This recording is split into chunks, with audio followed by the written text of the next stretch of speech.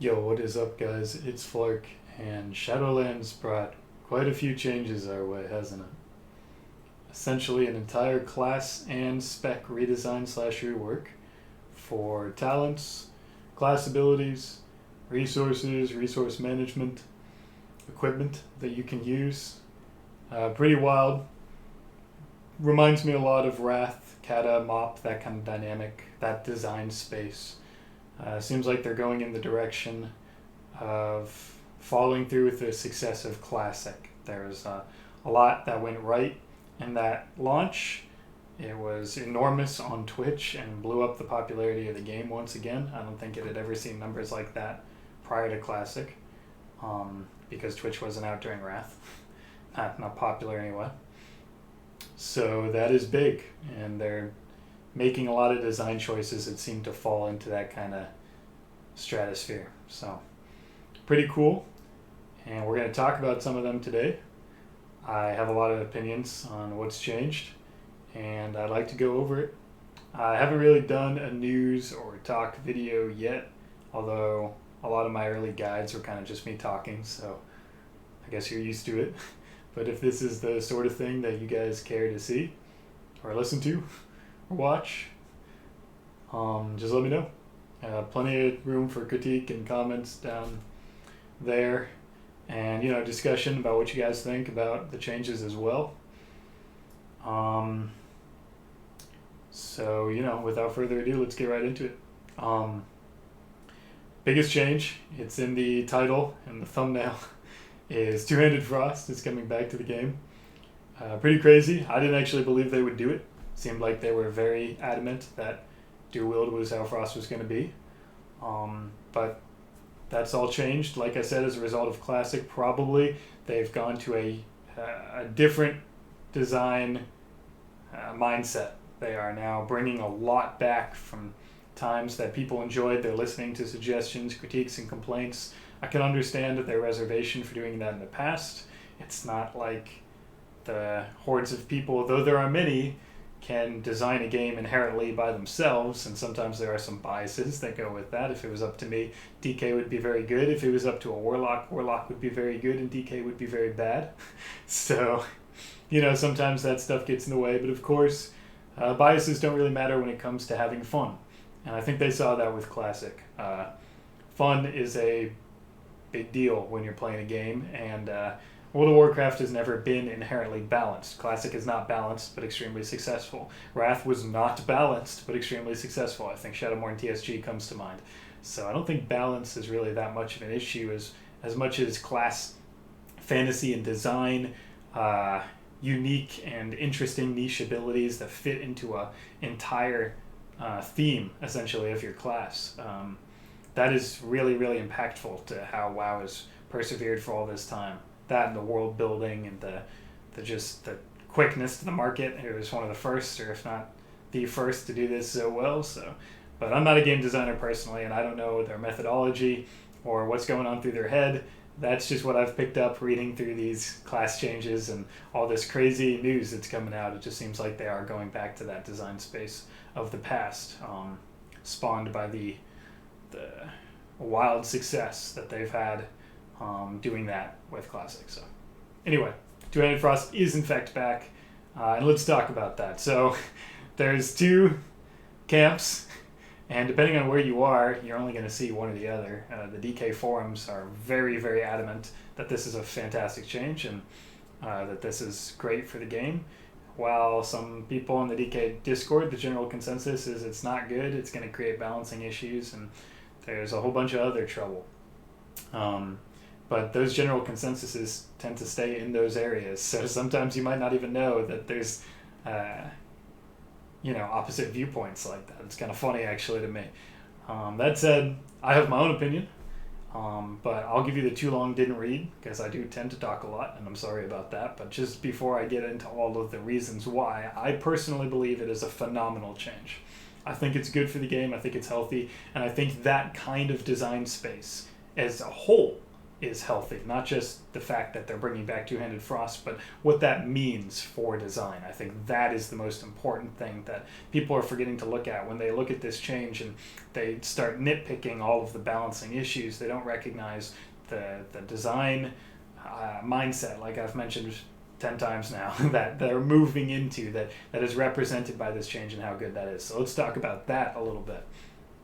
So on the DK forums, people are, they have a lot to say about big obliterate crits. I've read those few words quite a few times, as well as,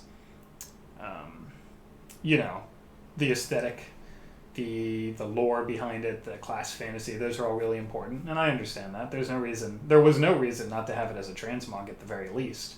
But I think there's merit to re-inviting the class mechanics and rotation style and itemization that came with it, because I think decisions are important for the game. That said, let me address the other side, which is the DK Discord, which believes, and this is a reasonable concern, that because it splits the two specs into two subs, or the spec into two subspecs, but uses the same abilities and talents, that it's very difficult now to balance. And thus one of them may always be bad and the other one will always be good, but the design space is limited, so it can't be as good as it could have been. So it's like your entire expansion, you're dealing with poor performance in raids that you can't really do anything about because of the design space being limited, due to sharing the same abilities but having different passives or effects that create one dynamic playstyle versus another. So balancing issues and frustration that, the sim will always be the deciding factor for them, so what's the point of even having it? I'm only going to play the one that's better. So those are reasonable concerns, but I have a lot of points of contention where I disagree with that. And there's a couple reasons right there. So let me go through that now on my own personal beliefs on this. One, I actually am on the side of big obliterate crits, but for a different reason. There is a passive in the game called Might of the Frozen Wastes. I might be able to bring that up here. Let me do that real quick. Might of the Frozen Wastes. Yeah, let's bring that up real quick. Alright, so I'll do that. So Might of the Frozen Wastes, here it is. This was removed in Legion when dual wielding and was the only answer. But in the very last iteration of the game, that two-handed was in it, which is Warlords of Draenor, this passive was in the game. And this passive did something very impactful. I've noticed that there's a lot of scoffing going on the DK Discord. Well, what do you mean big obliterate crits? Just take the two smaller numbers and put it together. Now you got your bigger number. And well, you're just going to attack slower, and you can't use the second rune forge, so it's like just inherently worse. And those things are assuming they keep everything the same. But judging off of everything I've seen so far from their current choices and implementation, talents, redesigns, enhance, going back to this WAD kind of hybridized spell damage casting spec. I mean, this is really, really driven by them to return to maybe a time where people found a little bit more enjoyment in their class and the game itself. So sitting here and thinking that they would just add two-handed frost into the game but do nothing to compensate for those obvious problems that they already knew about because they made a passive regarding it seems asinine to me. And before you go, well, it's Blizzard, and get all skeptical and annoying, because that's annoying, remember, this is Blizzard post-Classic, where they seem like, remember, this is the same company that made Wrath and Kata and Mop, though probably a lot of turnover. Again, I can't claim to know anything about that, but it seems like they're taking inspiration from these things done in the past. So before you get skeptical, realize that we haven't had an expansion created after Classic was released yet. This is the first time. So maybe open your mind a little bit. I know that adds disappointment if it doesn't work out the way you expect, but I think needless defeatism is not the answer. Anyway, let's talk about Might of the Frozen Waste. So when you're making that point about two-handed versus one-handed in that you're just putting the two hits together and making a bigger hit. Obviously, that wasn't the case. In order to offset the fact that you did only have one Rune Forge and that you did attack slower and you did proc things slower, they essentially created a shift in the playstyle based on one of the two. And it actually worked with what was going on. So you really prioritize physical damage, not only because of the passive, but because you couldn't use that Razor Ice. So it's like the passive and the lack of Razor Ice combined together to make a playstyle that was very physical heavy, very upfront damage heavy. And you can see right here that it's not a big obliterate crit because you put two numbers together. It's a big obliterate crit because you put two numbers together and then increase it by 50%. You also increase all other melee attacks by 35%, and that ended up being a lot of physical upfront damage. It's true. That happened. Especially in Warlords of Draenor, when weapon damage and Scabbard of Kaianos was in the game, and you would just have all of this damage up front. Furthermore, they had that passive go the other way and increase Frost Strike damage for dual wielding, which really influenced that mastery stacking build where you just cleave and rot stuff down. So they had different playstyles, and that was where that big obliterate crit mindset probably came from. It's remembering it a certain way. You remember kind of the feel of how it played. It's not just assuming that if you put two numbers together, then it's different than having them separate. I don't believe that people think that. Maybe some people think that, but I don't personally think that, and that's not the way it was. So this passive is really important when we remember, what old Two-Handed Frost was. There were mechanics in the game that actually did change it from just, that putting two hits together. That's one big point. The other big point that I wanted to make was, the game's never really balanced, and this is showcased in Classic. It is not balanced. I mean, certain specs, right? They were completely unplayable through all of it, and furthermore, there was really, really, really polarizingly powerful things in the game, like one-shots left and right. Wrath wasn't balanced, like I mentioned before. I mean, these things were not balanced. Shadowmourne TSG is not balanced. DKs throughout the entire expansion were not balanced.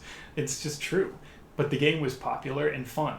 And it's not just because it was newer there and fresher there, because we saw what Classic did on Twitch. It was remarkable. And Classic is not new. It's not, and it's not fresh. People played it for years and years. They played it for hours and hours. So I don't believe that those arguments really hold true. The other argument that I'd like to make is that, I don't think that Frost was always bad in every iteration of the game when Two-Handed was in. So you're worried that Frost will never be competitive because it's difficult to balance the two is probably really, really, really untrue. I mean, certainly there were times that it was bad and that sucks, and there were times that it wasn't perfect after Two-Handed was removed, and that sucks. But there are also times where it's dominant, and that's cool. And I don't think it has anything to do, it does have something to do with whether or not the specs are split like that, because you're right, it does require more work, but it seems like they're willing to put in the work. And again, I remember lots of time that Frost DK was extremely powerful regardless of having Two-Handed in the game. So I don't think that's going to be too much trouble. I understand the concerns, but I'm not personally worried about it. So that's a lot of addressing why I don't think the concerns are that much of an issue, but there's also reasons why I think it should be in the game, and those are important. So one, I like decision making.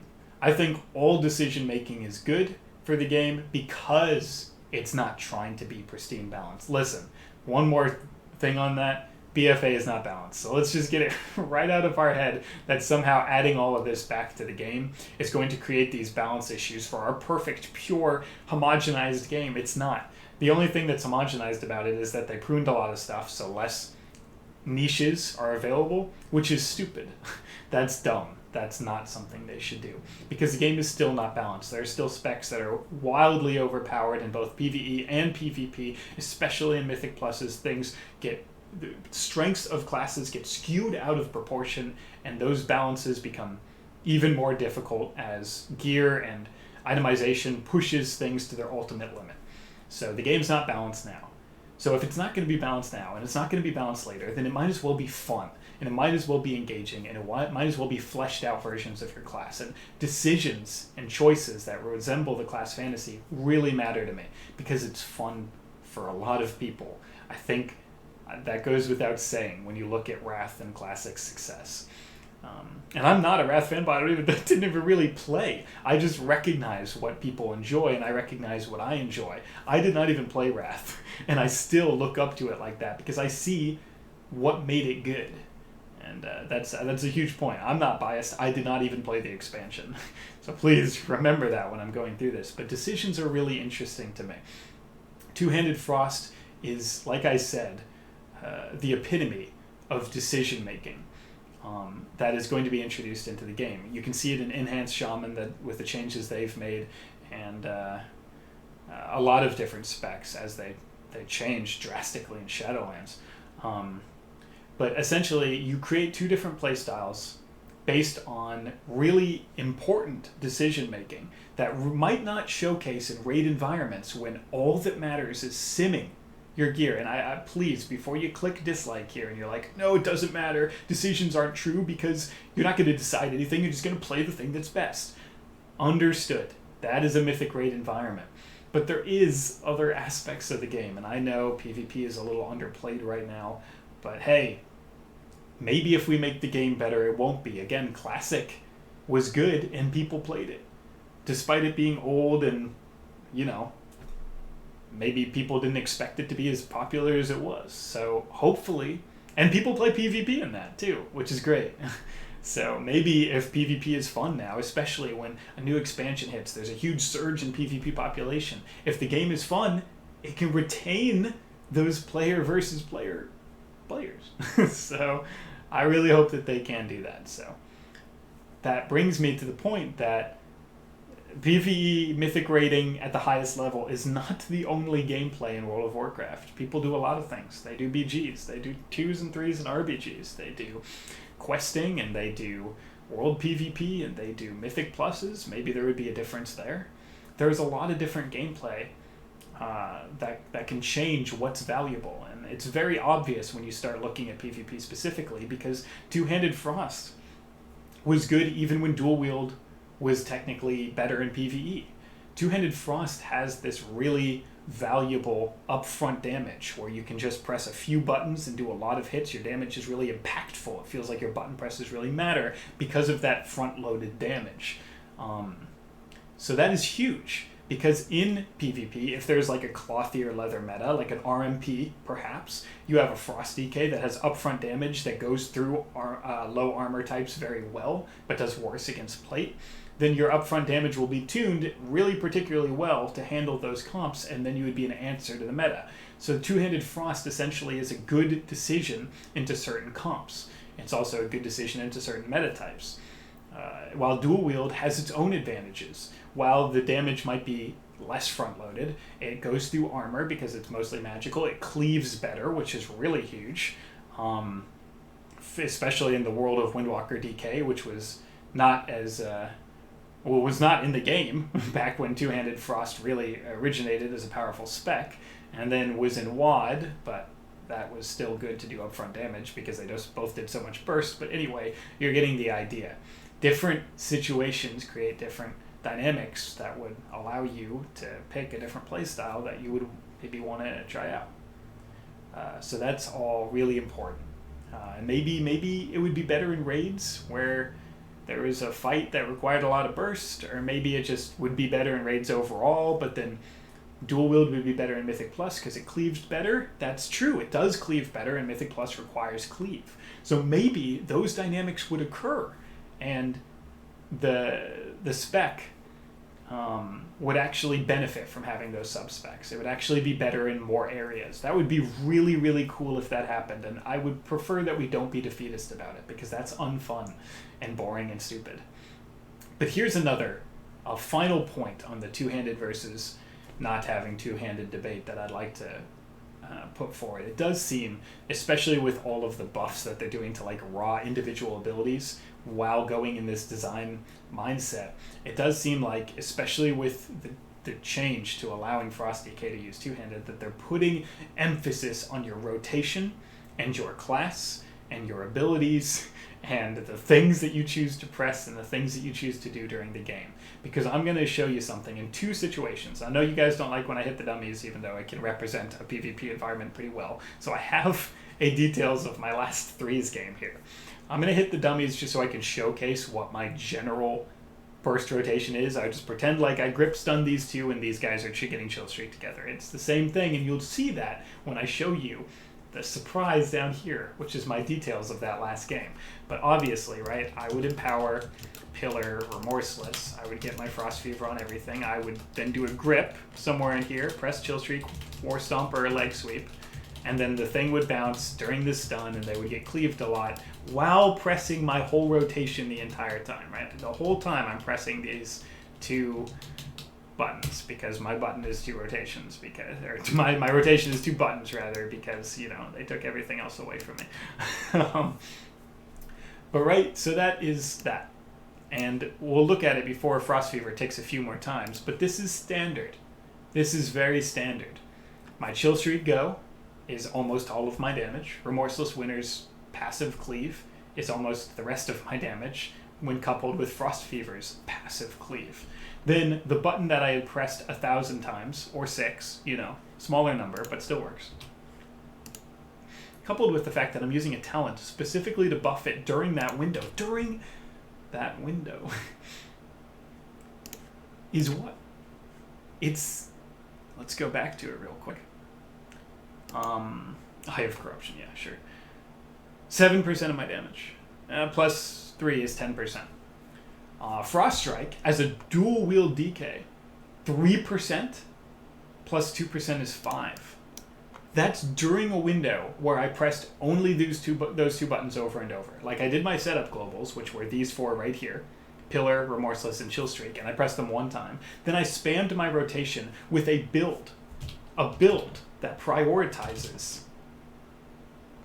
damage from those abilities. I am full versatility and not mastery. Mastery is what makes Chill Streak and Remorseless and Frost Fever go off, but versatility is more physical centric because you get more % damage per point when you're going into mastery. So I'm in the one that should tilt the percentage damage from Obliterate in Obliterate's favor. That's an enormous amount that I don't think anybody else even has in the game. And it's still the only button I press with a talent, a tier 100 talent, that emphasizes it.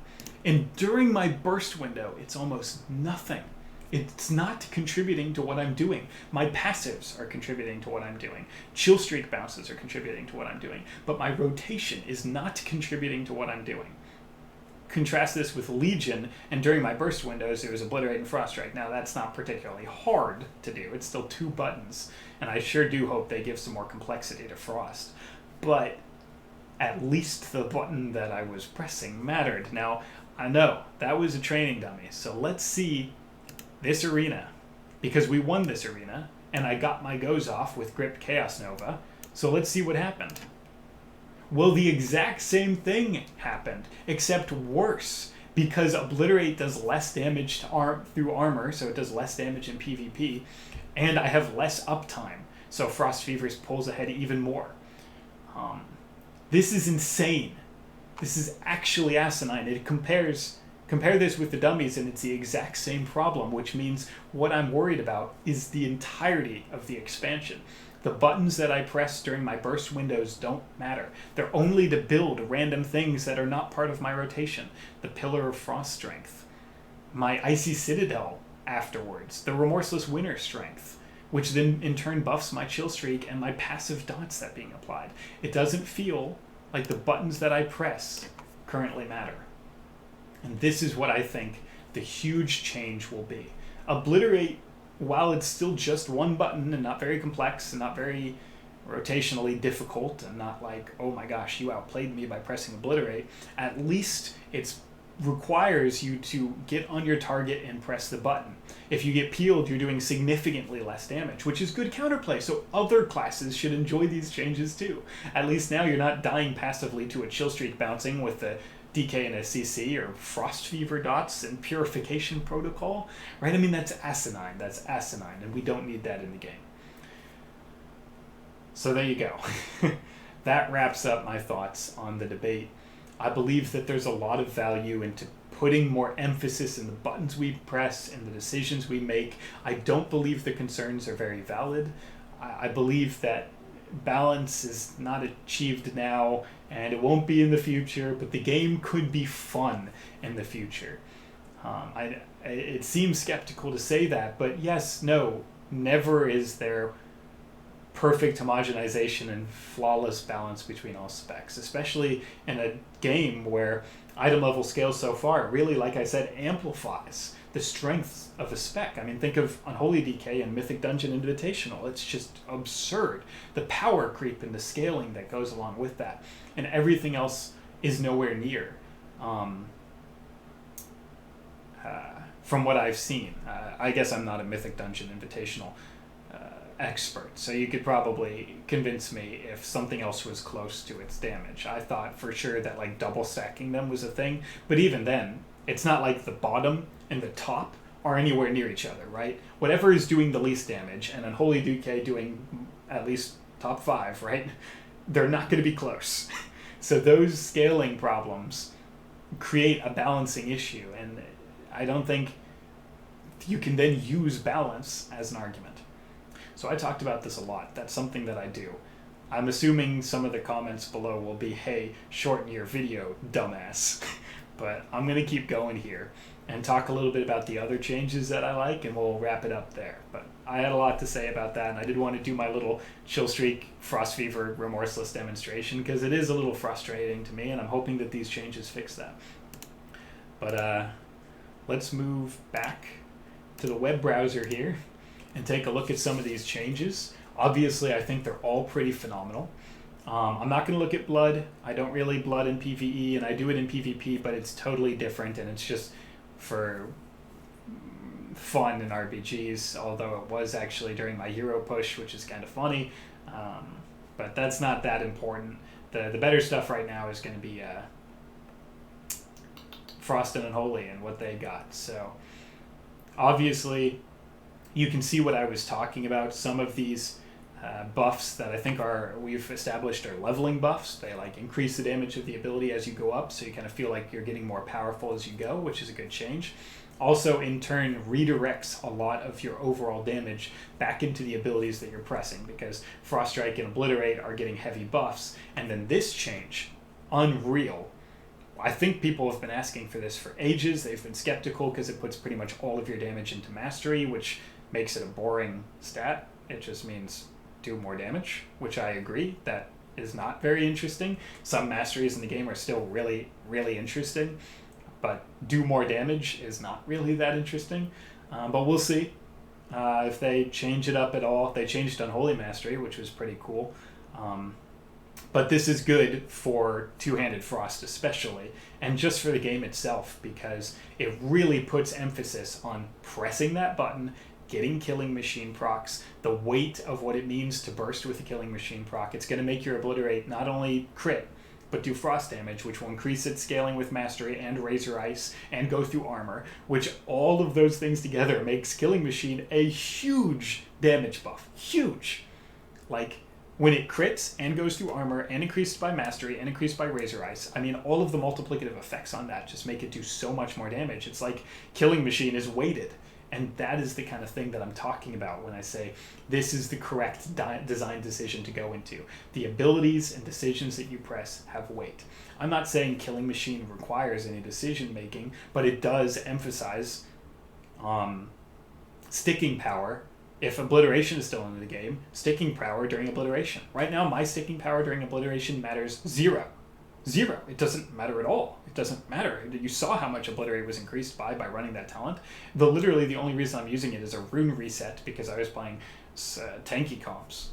So it's pathetic. It's just such a ridiculous excuse for why I'm running that talent. With this change, getting peeled during Obliteration will feel really bad. So there's this dynamic between, hey, he popped Pillar, this is where we have to move, kind of like what Locke has right now. Frost DK has had nothing like that besides Trinket, the stun chill streak, or you're kind of dead, dude. But now there's like cooldowns have these important things. If obliteration is still in the game, then your pillar increases your strength and gives your obliterates enormous damage, because every time you get the killing machine proc, it's just more front-loaded damage. It could be crazy with two-handed. It could be crazy with dual wield, because you're having a bigger emphasis on mastery, and of course you can get that Razor Ice, which then increases the damage even further. I mean, that is just such a good idea to put into the game. And you'll see as I go through the rest of these, everything that I see here I enjoy. And I know that seems a little overly optimistic, but I was not overly optimistic about BFA at all. I didn't think the changes were going to do anything, and I was right. So it's possible that I'm not showcasing the same, ooh, new expansion hype, I'm just going to get everything's great, I love everything. I do believe that I'm grounded enough to see when I think these changes are good, and I've just spent, 35 minutes talking about why I think that design space is good direction. Not that these numbers somehow mean anything to me. Like, of course, the tuning is going to be different, but the idea behind it, I think, is valuable. So,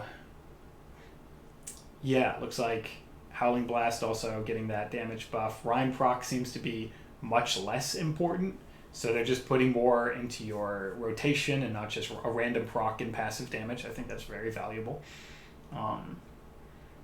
Pillar of Frost getting nerfed, but everything else got buffed, so I think that's pretty huge. It should give you more sustained damage, especially since Killing Machine really does proc a lot, even outside of Pillar Obliterate combos. So you're just having all this sustained damage pumped into your class, so you're not just a Grip, Stun, Chill Streak Pillar, or a Pillar Breath in Raid, though, like I said, I can't talk to PvE, so I'm not going to bother. It just makes the video inaccurate, and I hate that. So I'll still continue mentioning how these things affect me in PvP while enjoying the design space that could potentially affect PvE in a positive way. Finally, we have the class changes that came to all of them. I think those might be at the bottom, but you have the Sacrificial Pact. Let's see if those are at the bottom before I go into it. Yeah. All right. So you have Sacrificial Pact, which is a burst damage / heal at the cost of your pet, which is obviously a trade-off, a decision. I love that. I think that's very interesting. It could be a nuke tool. I mean, it's instant and probably off the global, so it could be a nuke tool, a finisher. What an interesting finisher design. And also a panic heal. So it's 3 decisions in one. Do you want to sacrifice your pet? Do you need instant damage right now? Do you need a heal right now? That is fantastic design. Love it. Absolutely love it. Rune Strike being back in the game. I literally pissed myself. Okay, I didn't literally do that. That would be really sad. But I metaphysically pissed myself when I saw this back into the game. And man, this is insane. I mean, it seems like it's to all 3 specs, right?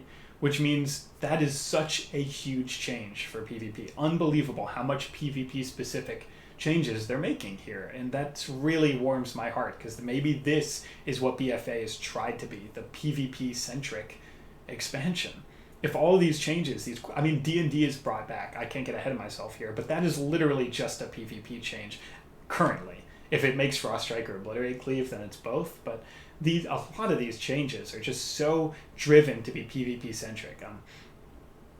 It's not going to do it does physical damage, so why would you ever press it over Frost Strike?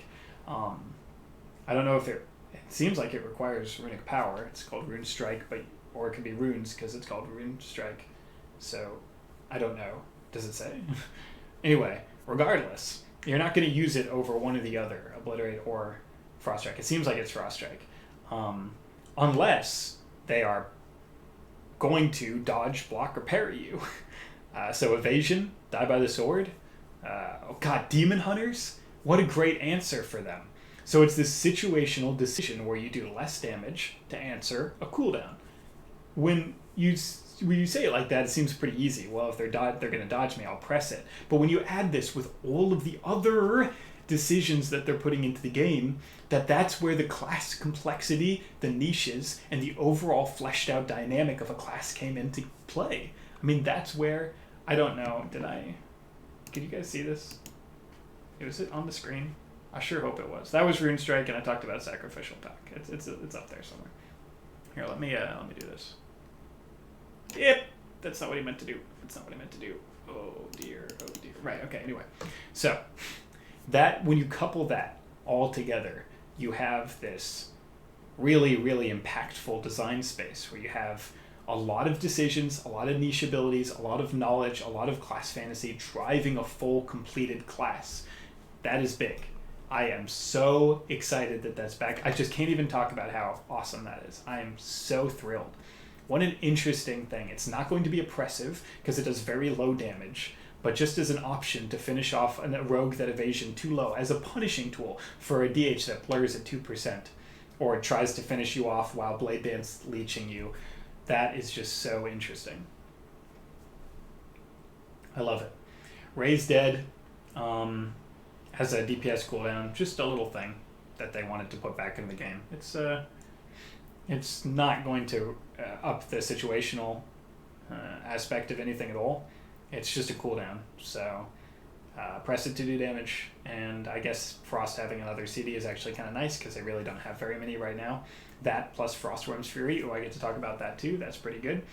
So Lichborn, obviously back into the game in its original iteration for the most part. Now it's increasing your leech by 10%, which I think is a really neat change. Just goes with the theme and adds a little bit of extra healing, while obviously doing what it originally did, which is make you immune to Charm, Fear, and Sleep, and Polymorph as well, right? Because you're undead. So really, really good anti-CC tool.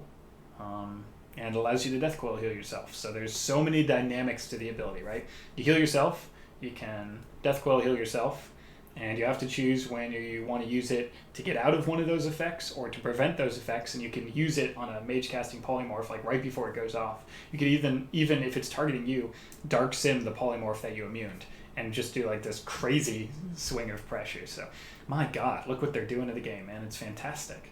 It's fantastic, the decisions back in this game. Actually unreal.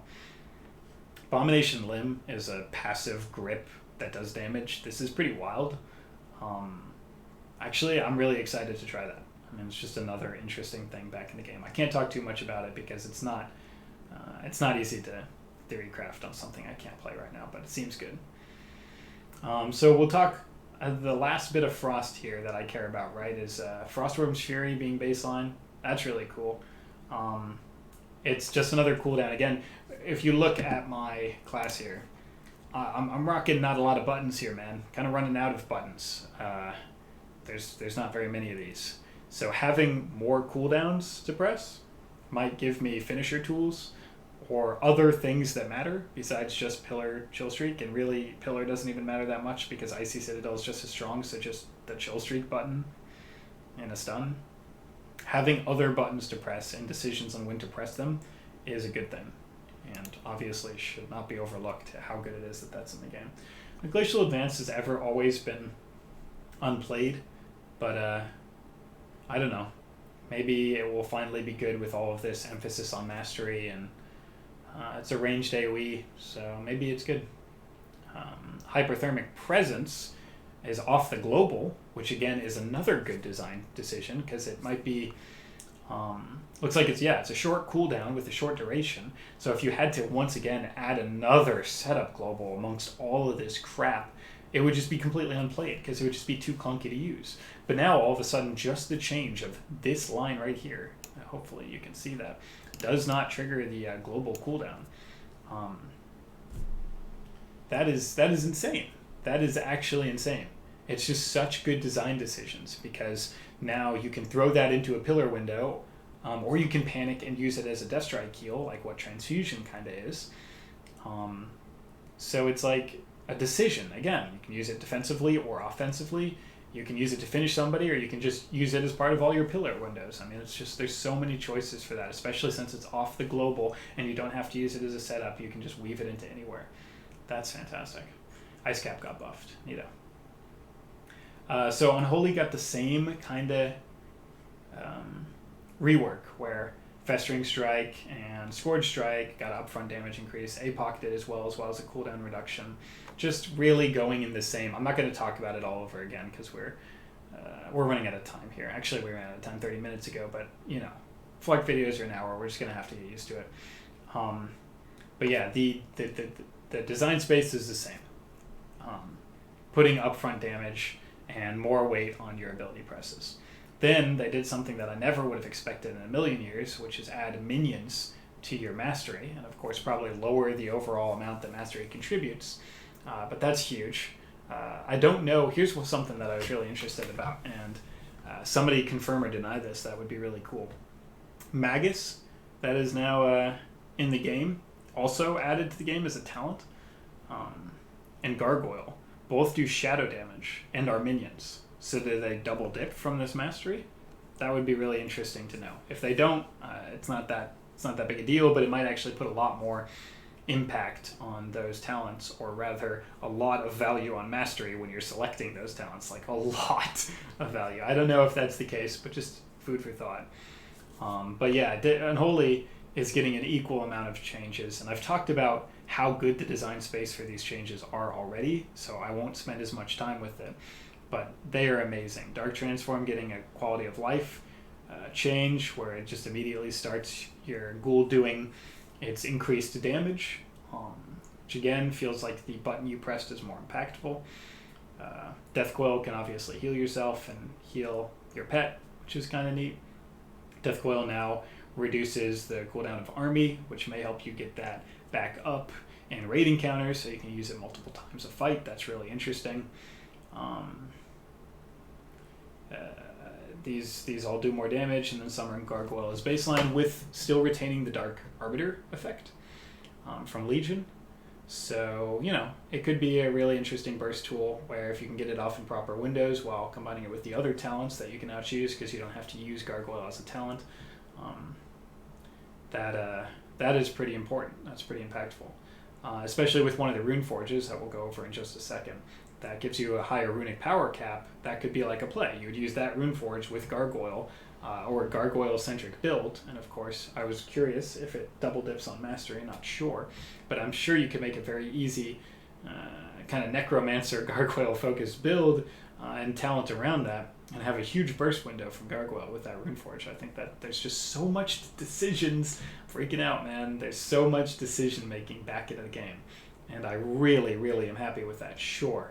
Again, there might be one that's always better in Mythic raids, but thankfully there are other aspects of the game. There are. And these decisions, all of the rune forges, the new abilities, the niche abilities, the new talents, the new equipment that you can choose, everything that I talked about in the beginning of the video, that was all these changes. These are the things that create a design space where in PvP, you could find 4 or 5 different totally viable specs and just customize it to the comp and your play style and be very impactful. I think that is the coolest thing I've ever heard, and I'm just extremely excited. So there's the Magus talent. So if you still like him, he slows, he does shadow damage, he's a pet, I love it. Just the Necromancer theme, very cool. And then of course you have Unholy Pact, and Unholy Blight got changed as well. Unholy Blight was really never played, but now I think it totally will be. Gives you more upfront damage to your army window, your APOC window, your Magus, your Gargoyle. I mean, that is so much things that will deal 5% increased damage, while having this enormous stacking dot, which I think is so freaking cool. It's like another dot. So now you also have focus on that rot pressure, because you have 2 different dots and your pets that are now getting increased by the dot, and this dot stacks. So the more they stick around you, the more they rot, and there's that like festering, rotty, unholy feel, which will create a very mastery heavy, because minions and shadow damage. Then coordinate hand in hand. So you have this rotty necromancer, multiple diseases pet build. I mean, if I wasn't going fucking 35 minutes over how long I wanted this video to be, I would be talking about this for another hour, man. I mean, that is such good. I can't say it enough. That is, we're going to have multiple types of specs and playstyles again for both Frost and Unholy and probably every other class in the game. And that is the way that Classic and Wrath were. I know that one of them was always better, but because of BGs existing and 2s existing and 3s existing, and now Mythic Plus exists. There's so many different types of gameplay that the one that's always better in one of them may not always be better in the other. And it may be that multiple ones are viable in a PvP setting, which has happened before and can happen again, even bigger now that they have that easy switched talent system that works with PvE and PvP talents. That was not in the game when the last time they had this much decision making. So even when you did make decisions, you had to make them prior to going into the arena. Now you can make them while in the arena. That changes everything. I know I've talked a lot about this, but you guys have to understand, while yes, there were cookie cutter specs in Wrath and Kata, I remember it, don't worry, I started playing in Kata, and there was definitely cookie cutter specs. What happens when you then allow yourself to change talents for PvE and PvP right in the lobby? What happens when you add that into the game? That wasn't in the game when Kata was available. It wasn't. You had to respec. That was not in the game. So right now, I change my talents up a lot, even with very low decision making available in the game. So what happens when I now have more decision making and it can still do that? I mean, this is going to create entirely dynamic gameplay in every arena that you pick. And that could bring a lot of the hype back to PvP, because that is fun and people enjoy doing that. So finally, for this, we have Unholy Pact, which doesn't seem very powerful. It's just the Hell Chains effect while increasing your strength. 10% attack power seems a little undertuned, but it does do shadow damage, so it'll be increased by your mastery. And I don't know why Flaming Chains do shadow damage, but they just wanted it to be increased by your mastery. So that's the thing, if you want to play it. Not a lot to say about Pact. Finally, we have the Rune Forges, and we'll cut it off here because I know I've had a lot to say, but this is wrong. That's not what it does. It does increase things, and it does increase your maximum runic power, but not by that much. But that, like I said, could be good with the Gargoyle build. That could be a thing. Rune of Sanguination is enormous self-sustain, and it looks like it's important for blood, but of course PvP exists, so Unholy and Frost could find use for that. I mean, that is an enormous heal. Oh my god, that's such a huge heal. And Death Strike dealing more damage is actually kind of valuable on Unholy, considering how much I press that ability right now. It depends on how much more damage it does, but that plus the heal can make that a really good counter pick into certain things. Obviously, Spell Warding is just completely shut down caster. That's insane. Deflex means they take the damage, right? Or maybe that's reflex. I guess regardless, you're taking 3% less spell damage and getting a shield. And that's just, that reminds me of the self-sustain brought on by tank trinkets. So obviously that's very good. Then it reduces their cast speed as well. It's like a complete spellcaster shutdown rune, and it's not very hard to see when that would be valuable in a caster meta. This is just the leveling Rune Forge, nothing to say about this. And this actually stacks, so these effects can pile on pretty good. I don't know if they're supposedly going to be affected by army ghouls. They're currently not on alpha, but they might be eventually. But having a little Mortal Strike, making them take more damage and do less damage to you and slow them and deal damage, I mean, all of those effects are powerful and they stack up. So that could be something to watch out for. And there you go. Those are my thoughts, boys. Those are my thoughts. I'm sorry I didn't have very many. Nah, but for real, I mean, the design space that they are taking right now is incredible. I would have talked for another 30 minutes about Unholy if I had the time. Those changes and the reintroduction of a Roddy, minion-based Necromancer, a lot going on, always doing damage, sustained rot pressure is so good. Right now, Unholy is a burst spec. A-Bomb, Unholy Frenzy, Spam Necro Strike is your burst windows. Your sustain is very low, and your rot pressure is not a lot. Okay, your sustain's not low, but it's not like the everything around you is dying, play Shadow Cleave with an Affliction Lock kind of Unholy DK.